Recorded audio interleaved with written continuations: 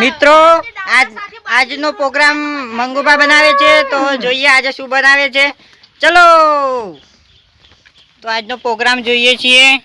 મંગુબા આજનો પ્રોગ્રામ અડદની દાળ અને બાજરીનો ગરમ ગરમ રોટલો.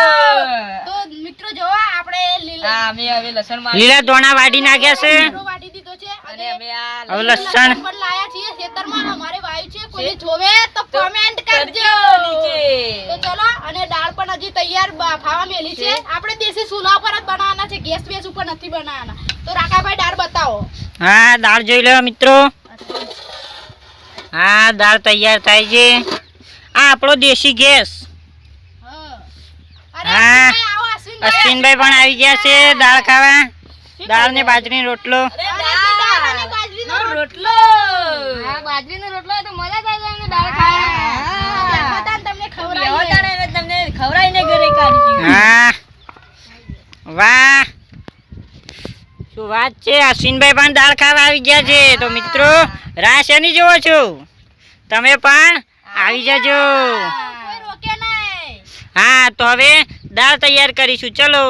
અને જોવા અમે ધોણા વાઢ્યા છીએ, અને આ ધોણા છે લીલા, અને આ લસણ છે લીલું. હા તો ચલો વંગાર પણ કરીશું અને તમને બતાવીશું. તો બ્લોગ પૂરો નિહાળજો, અને અમારી ચેનલ ને નયા આવે તો સબસ્ક્રાઇબ કરજો અને લાઈક કરજો અને શેર કરજો. તો ચલો બિના ટાઈમ બરબાદ કરે આમ તમે દાળ બતાઈએ. ચલો તો મિસ્ટર જોગણી વાળા ચેનલ ને સબસ્ક્રાઇબ કરી દેજો અને લાઈક કરજો. પણ કોમેડી વિડિયો આવે છે અમારા બધા ભાઈઓના. હા તો મિત્રો અમે આવી ગયા છે. આ લીલા ધોણા આ લસણ વાઢીને કમ્પ્લીટ થઈ ગયું છે.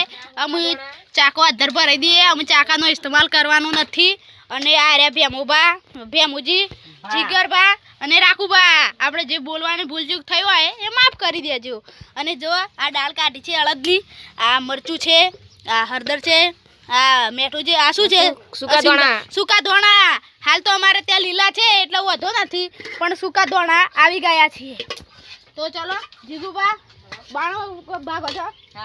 જરૂર ભાગો, બાણ ભાગો. અમે રાકાજીનો સ્વાદ જોવો અને તમારે કોઈ દાળ ટેસ્ટ કરવો હોય તો સુરાપુરા આવી જાજો અમારી આઈડી ને ફોલો કરીને. તો મિત્રો સૌથી પહેલા તેલ વેરવાનું. જોવતું પ્રમાણે તેલ વેડી દીધું છે રાકાજી. દેવતા પણ ભમભમાટ લાગી ગઈ છે. જીગુબા તો આજે તો લાગે છે. અને તેલ અહીંયા ગરમ કરવા મૂકી દીધું છે અમે. તો રાખુજી હવે મરચું નાખી રહ્યા છીએ જોવતું પ્રમાણે. બરોબર છે મરચું? ચીખું ના બને નકર હવે અમારે સવારે શિવરાત્રીનો મેળો છે, ક્યાંક ડબલા ના ભરવા પડે. તીખું મજા આવે. તીખું બને ને એટલું બહુ સારું. બહુ સારું, શરીર માટે તો બહુ સારું. રાકાજીની વાત સારી છે, શરીર પ્રમાણે મરચું બહુ સારું. જોઈતું પ્રમાણે મીઠું નાખવાનું. મીઠું થોડું ઓછું હોય તો ચાલે. હળદર થોડી ઓછી નાખશું કારણ કે હળદર કલર માટે આવે.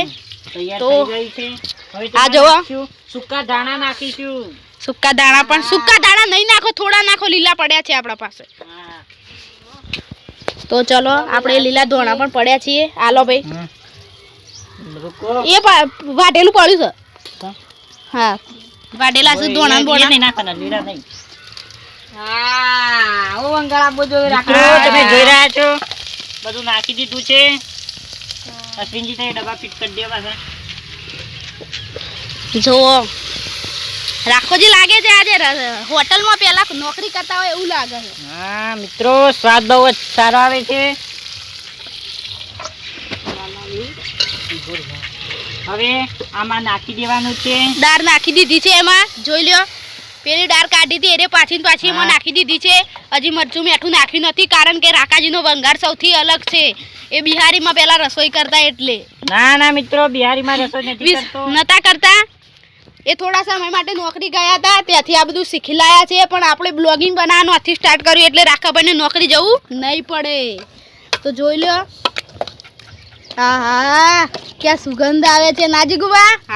એક નંબર યાર. શું કહેશો? કોઈ કહી દે. અમારી જોગણી વાળાને સબસ્ક્રાઇબ કરજો અને અમારી ચેનલ ને ભૂલતા નહીં યાર. એમાં જેટલા નવા આયા હોય તે લાઈક પણ કરજો અને સબસ્ક્રાઇબ કરજો જરૂરથી. અને તમને એક નોટિસ કરું કે આ બે સરખા ભાઈ છે જુડવા પણ ઓને ટોપી પહેરી રાખી છે એટલે નહીં ઓળખાય. જુઓ સેમ ટુ સેમ કોપી છે.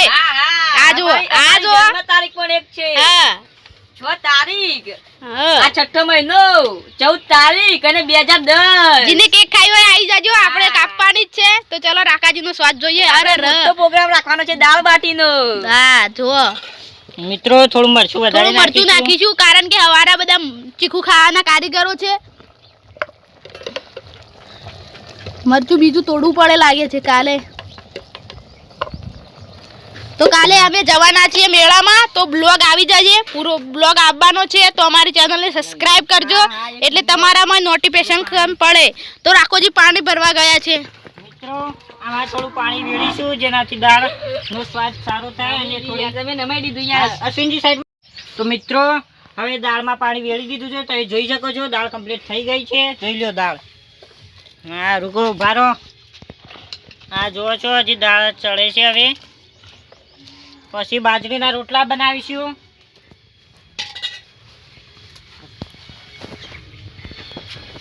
હવે સાઈડમાં કરી દો. સીબુ ટોકી દો સીબુ. હા હા તો હું 25 થી 30 મિનિટ ઓને પકવા દઈશું. 5 મિનિટ પકશે ને એટલે દાળ કમ્પ્લીટ થઈ જશે. ઓવે ભાઈ બાફી છે ને એટલે થઈ ગઈ છે તમે જોઈ શકો છો. હા દાળ તૈયાર થઈ ગઈ છે. હવે થશે બાજરીના રોટલા.